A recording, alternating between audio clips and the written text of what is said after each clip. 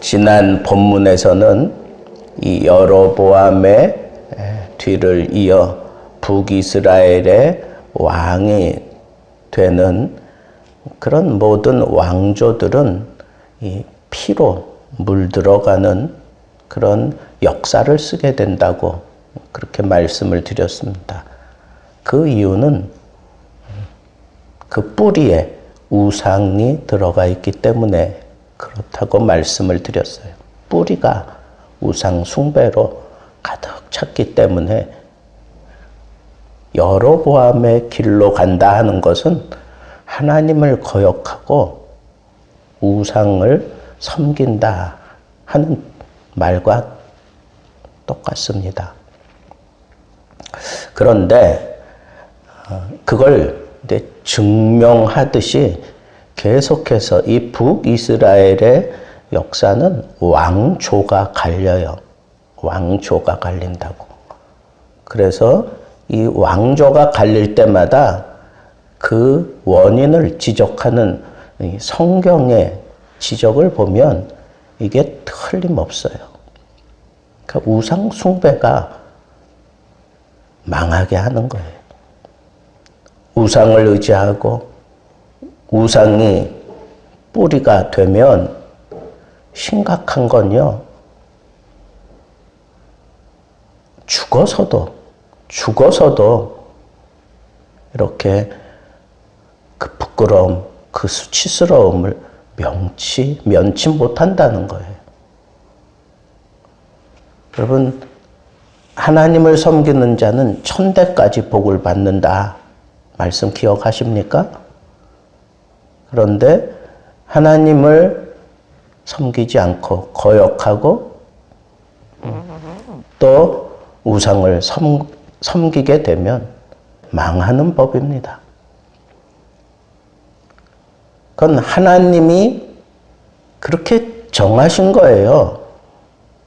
근데 사람이 그런 걸 뻔히 알면서도 그걸 따르지 않는다는 데 문제가 있다는 거예요. 오늘 말씀도 마찬가지예요. 바사가 하나님의 명령을 어기는 그런 장면이 나오는데 바사가 하나님을 이렇게 정면으로 거역을 해요. 여기 선지자가 나오죠. 예후라고 하는 이름의 뜻은 그가 하나님이시다. 이름처럼 그렇게 가서 말씀을 선포했어요. 무시무시한 예언을 했어요. 그럼에도 불구하고 바하사는 돌아서지 않습니다. 그래서 결국은 선지자가 예언한 대로 죽어요. 선지자의 그 지적이 뭐냐 하면 당신의 이 왕조도 망한다는 거예요. 너와 너의 집이 완전히 초토화된다. 누구처럼? 여로보암의 집처럼 똑같이 그렇게 망할 거다. 그러면 상식이 있는 사람이라면 여로보암이 왜 죽었는지 알 거 아니에요. 더군다나 이 북이스라엘도 하나님의 백성이었잖아요. 그런데 나뉘어지면서 이 우상이 점령하기 시작하더니 이제는 하나님의 말씀조차도 정면으로 거부해 내기 때문에 이게 무섭다는 거예요. 여기 지금 등장하는 예후, 그 이름처럼 그가 하나님이시다. 그냥 이름만 들어도 그 사람들은 그게 무슨 뜻인지 알 거 아니에요. 근데 이 예후는 하나니의 아들이에요. 하나니가 누구예요? 하나니는 선지자예요. 선지자라고. 아사 왕이 힘이 없으니까 이 아사가 누구를 끌어들여요? 아람 왕 베나사들 끌어들입니다. 그래서 이 베나닷이 원래는 이 바하사와 아주 친밀한 관계였어요. 근데 이 아사가 설득해서 이 베나닷이 칩니다. 겉으로는 이 아사 왕이, 남유다의 왕 아사 왕이 승리했어요. 근데 그때 이 아사 왕에게 찾아가서 정면으로 꾸짖는 선지자가 있는데 그게 바로 여기 하나니예요. 하나니가 정면으로 꾸짖는 거예요. 당신이 옛날 100만 대군하고 싸울 때에도 약관을 가지고 가서 싸웠지만 승리하게 하신 분이 누구냐? 하나님이시지 않느냐? 그런데 어찌 이번에는 하나님을 의지하지 아니하고 눈에 보이는 신흥 강자 그 아람 왕을 끌어들였느냐? 그러면서 아사 왕에게 이 하나니가 막 꾸짖어요. 그러면서 당신의 손에서 이 아람 왕이 벗어났느니라 그랬어요. 그러면서 계속해서 남유다를 괴롭히는 그런 왕국으로 자리 잡은 게 그 아람 왕이에요.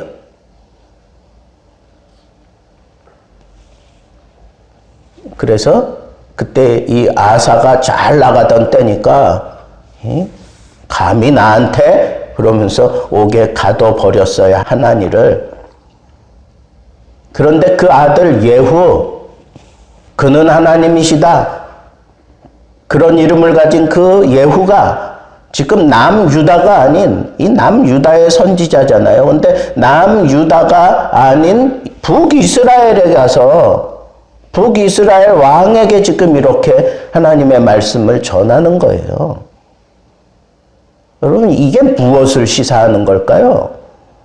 지금 정면 대치되고 있는 상황이고 남유다 왕이 이 베나닷을 끌어들여가지고 상당히 심각한 그런 상황인데 얼마나 바하사가 분하고 원통해하고 있겠어요. 그런데 그 바하사에게 쫓아가가지고 지금 이런 저주를 퍼붓는 거예요. 너와 너의 집, 너의 핏줄을 가진 모든 사람들은 다 죽는다. 왜? 하나님을 거역했기 때문이다. 여기 보면 그의 손으로 모든 무언가를 만들었다 하는 그런 표현이 나옵니다. 이건 우상을 만들어서 섬겼다 하는 표현도 있고 그 표현은 악을 저질렀다 하는 그런 표현도 거기 담겨져 있습니다. 그러니까 악을 진 거예요. 악을 계속 저지르고 그 우상을 계속 조장하고 그러므로 인해서 백성들로 하여금 그 죄를 여로보암이 저질렀던 그 죄를 그대로 또 짓게 만드는 그런 일을 이 바하사가 했다는 거예요. 자기도 하나님을 거역했지만 백성들도 하나님을 거역하게 만드는 왕 지도자였다는 거예요. 그러니까 하나님께서 여로보암의 집을 멸망시킨 것처럼 너의 집도 멸망시킬 것이다. 그러면서 끔찍한 예언을 하잖아요. 성읍에서 죽으면 개가 먹고 들에서 죽으면 새가 쪼아먹을 것이다. 죽고 난 다음에도 그런 수치스러움 면하지 못할 것이다. 왜? 여로보암의 길로 갔기 때문이다. 하나님을 거역하는 우상을 품고 살았기 때문이다. 너뿐 아니라 내 백성들도 그런 죄에 동참시켰기 때문이다. 그러니까 여로보암을 처단하신 그대로 당신 가문도 처단해 버릴 것이다. 저는 참 안타까워요. 이런 모습을 보면서 선지자가 가서 그것도 남유다의 선지자가 와서 이런 선언을 할 때 죽음을 걸고 온 거 아닙니까, 지금? 그 상태도, 북이스라엘과 남유다 상태도 지금 라마 사건으로 인해서 이게 지금 어정쩡한 그런 상황인데, 이 예후는 도대체 무슨 깡을 가지고 거기 들어간 걸까요? 죽겠다는 거지. 그런데 아마 그거 외치면서 그랬을 거예요. 그 마음속에. 내가 지금 너에게 죽는다고 해도 너와 너의 가문의 죽음처럼 그런 부끄러운 죽음이겠느냐라고 하는 그런 마음을 가지고 외쳤을 거예요. 조금 더 깊게 생각해 봤어요. 왜 하나님은 북이스라엘의 선지자를 쓰지 않고 남유다의 선지자를 썼을까? 북이스라엘은 하나님의 말씀을 제대로 전하는 그런 선지자를 찾아볼 수가 없었기 때문에 하나님께서 남유다의 선지자를 대동하신 거다 하는 생각이 들었어요.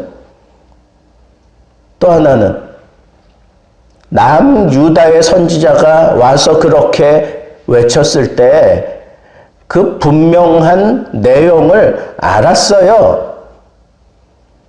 자기가 여로보암의 가문을 끝낸 장본인이잖아.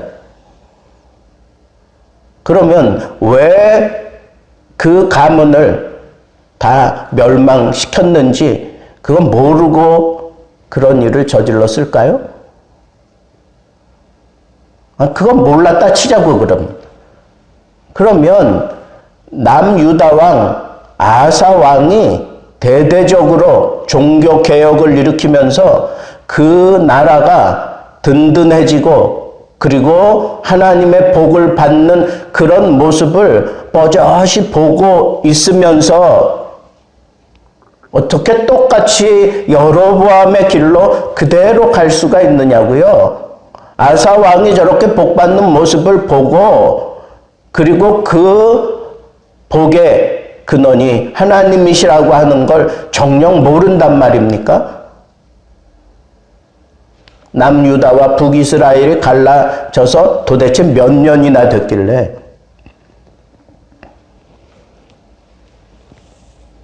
하나님의 뜻을 조금만 생각했더라면 선지자가 와서 외치는 죽음을 각오하고 와서 외치는 그 말씀 속에 담겨져 있는 하나님의 호흡을 조금이라도 들이마실 수 있었다면 이와 같이 비참한 말로를 당하지는 않았을 텐데 하는 생각이 들었습니다.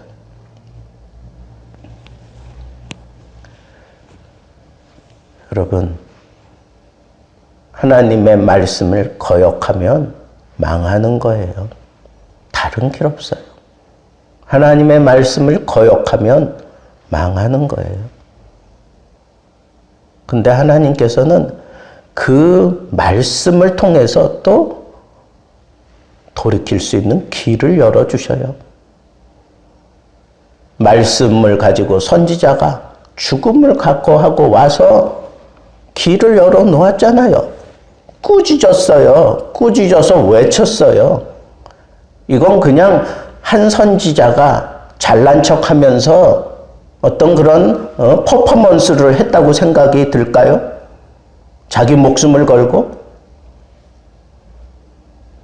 아니, 상식적인 그런 머리가 조금만이라도 있었다면, 그리고 그 메시지가 너무너무 선명하고 분명한데 그걸 생각할 수 있었다면, 조금이라도 생각할 수 있었다면 돌아서야죠. 잘못된 길에서 돌아서라고 지금 선지자를 보냈는데, 꾸짖었는데 너 지금 잘못하고 있어 그러면서 강도를 세게 했는데, 그랬는데도 불구하고 이 바하사는 돌이키지 않았어요. 그래서 결국 망하는 길로 갈 수밖에 없었잖아요.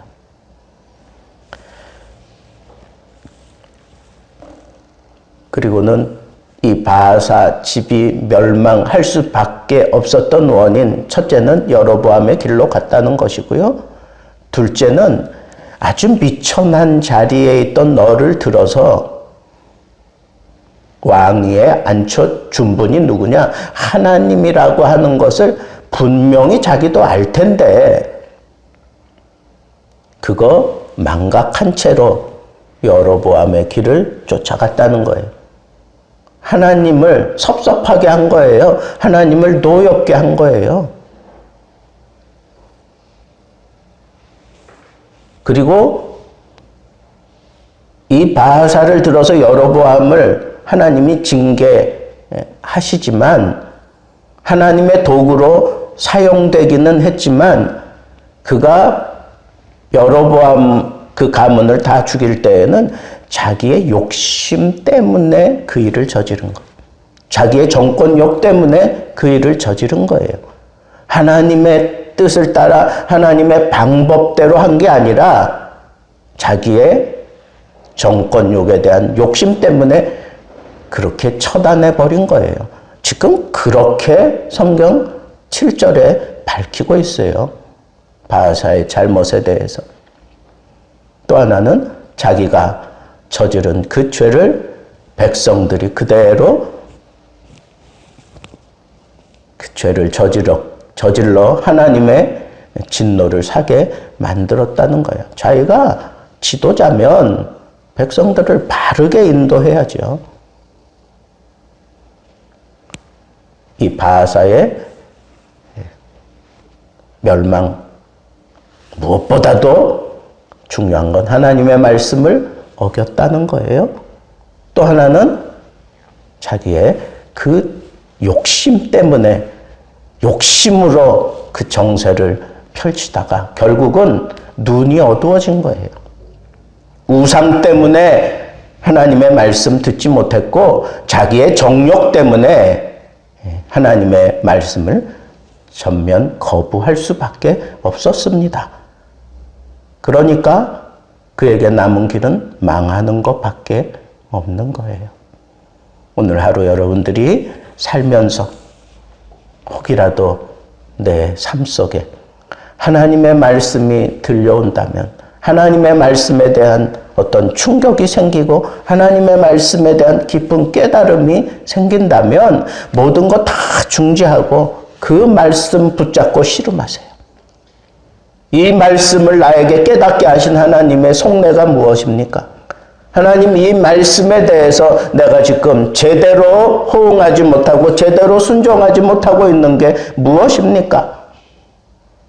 그리고 혹이라도 내가 하나님의 일을 한다고 하면서 하나님이 나에게 허락하신 이 사명, 이 소명을 가지고 이 하루를 내가 부지런히 열심히 살고 있으면서 내 인간적인 욕심을 앞세우며 살고 있지는 않습니까? 그래서 내가 눈이 어두워지는 것은 아닙니까? 자기를 살필 수 있는 그런 지혜를 가지고 오늘 하루도 말씀 안에서 승리하는 복된 날 되기를 주님의 이름으로 축복합니다.